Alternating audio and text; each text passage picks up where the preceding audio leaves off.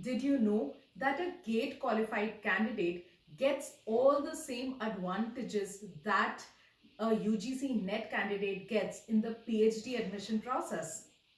Did you know that GATE is conducted in arts and commerce subjects as well? Did you know that based on your GATE score, you can get a PhD stipend as well? Did you know that graduates can also give a GATE examination? If all these facts about GATE are surprising to you, then this video is made specially for you.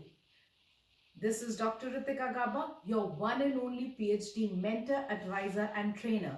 And of course, today we are going to talk about GATE and its important role in the PhD admission and in the fellowship process. So stay tuned with me.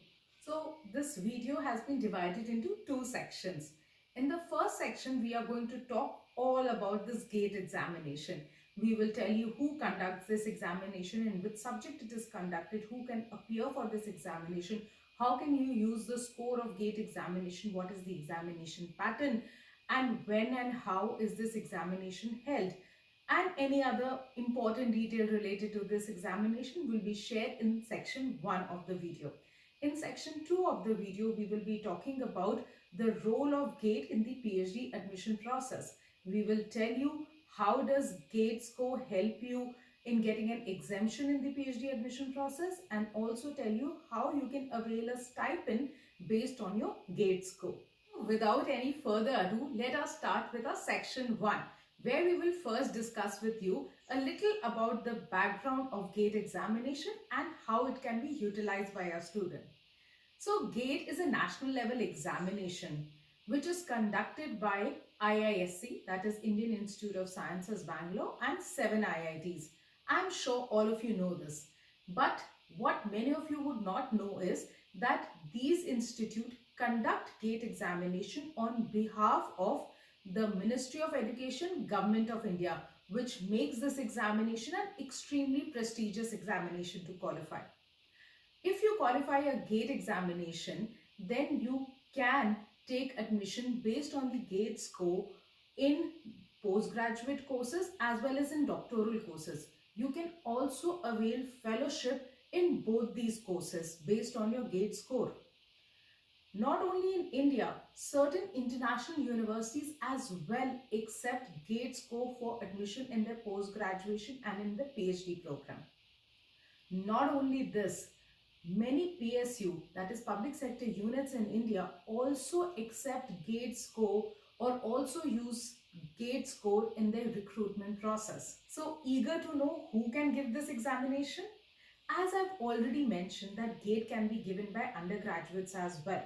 So students who are currently in their third year or higher years of their graduation, students who've completed their graduation and are currently pursuing their post-graduation or have even completed their post-graduation.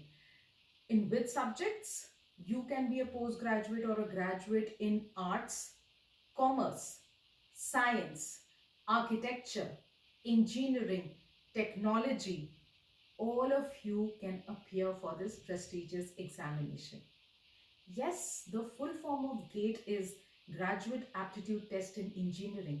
But as you can see, they have increased their scope much beyond engineering now. From here, we move on to the next most important question. What is the examination pattern like, and when and how is this examination conducted? So GATE is conducted once a year in the month of February. The applications for which open in the month of August. So for the GATE 2023, the application process is already completed and the exam are supposed to be conducted next month.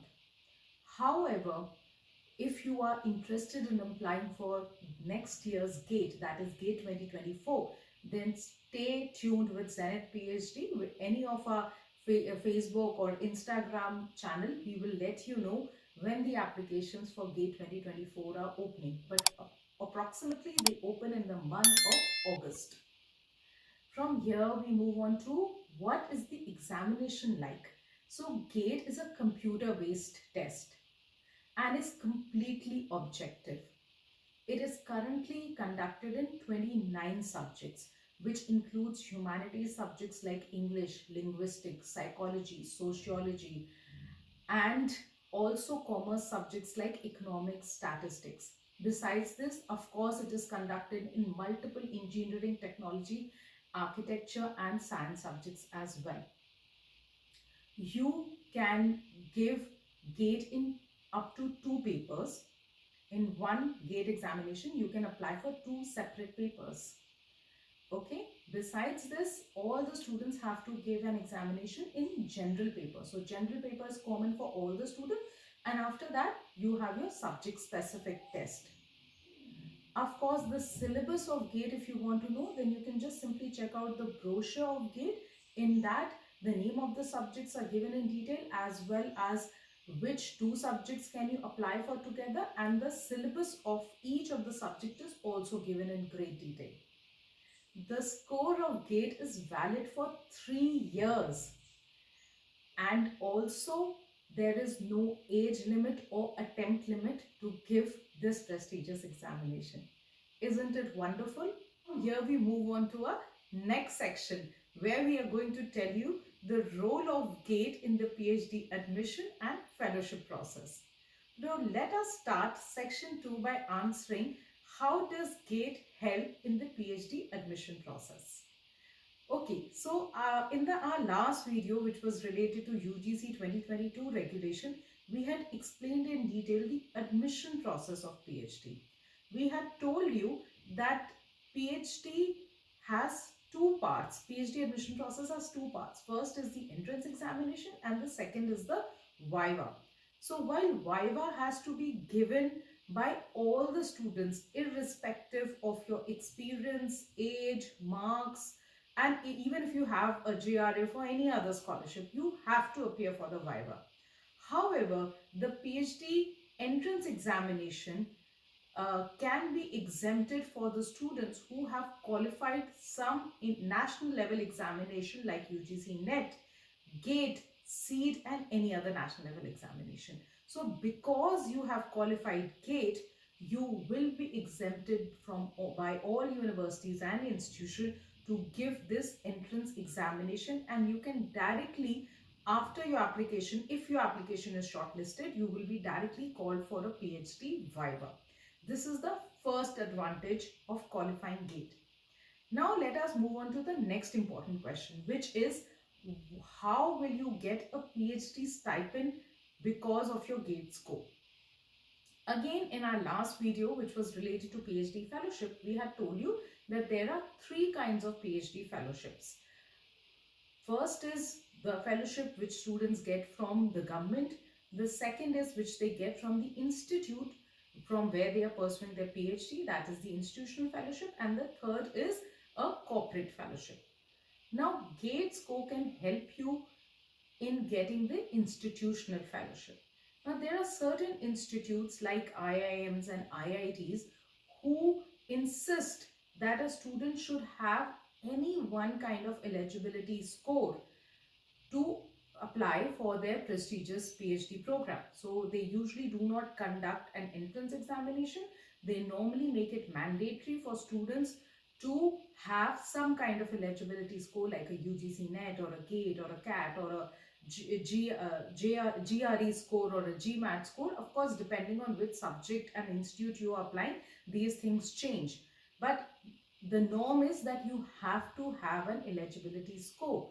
Since GATE is also one of the eligibility score which is accepted by these institutes, based on your GATE score, you can apply to the PhD program of these prestigious institute. Of course, you will first have to fill up the application process, you will be shortlisted, and then you will be called for a Viva. Once you clear the Viva and you get selected, then these institute give institutional fellowship to majority of their full-time PhD scholars. With this, we come to the end of this video.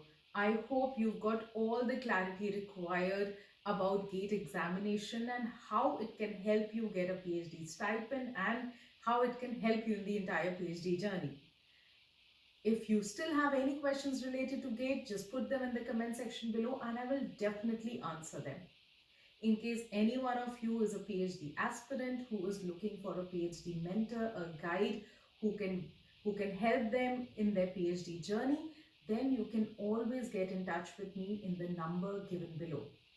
This is Dr. Ritika Gauba and thank you so much for watching my videos. Don't forget to subscribe my channel and share my videos with your friends, colleagues and faculties. Thank you.